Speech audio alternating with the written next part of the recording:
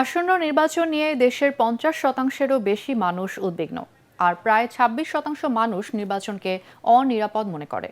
Centre for governance studies CGS এর গবেষণায় এসব তথ্য উঠে এসেছে। সকালে রাজধানীর অভিজাত হোটেলে এই গবেষণার বিষয়বস্তু তুলে ধরা হয়। এ সময় সুশাসনের জন্য নাগরিক ও নির্বাচন সংস্কার কমিশনের প্রধান বদিউল আলম মজুমদার বলেন, সুষ্ঠু নির্বাচন আয়োজনে নির্বাচন সংস্কার কমিশন সুপারিশ করলেও তা মানা হয়নি। প্রশ্ন তোলে নির্বাচন কমিশনের সক্ষমতা নিয়ে। ডক্টর দেবপ্রিয় ভট্টাচার্য বলেন, নির্বাচনের সংখ্যালঘুদের ভোটাধিকার নিশ্চিত করা এবং ভোট পরবর্তী নিরাপত্তা নিশ্চিত করার দায়িত্ব অন্তর্বর্তী সরকারের।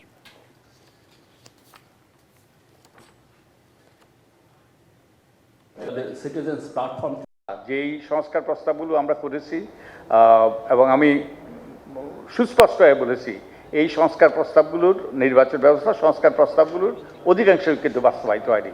গুরুত্বপূর্ণ বিষয়গুলো বাস্তবায়িত হয়নি, কিন্তু নির্বাচনটা ভালো হওয়ার জন্য অনেকগুলো আমরা সংস্কার প্রস্তাব করেছি এবং এগুলো যদি বাস্তবায়িত হতো তাহলে হয়তোবা আমরা একটা ভালো নির্বাচন, একটা সুষ্ঠু নিরপেক্ষ নির্বাচন পেতাম।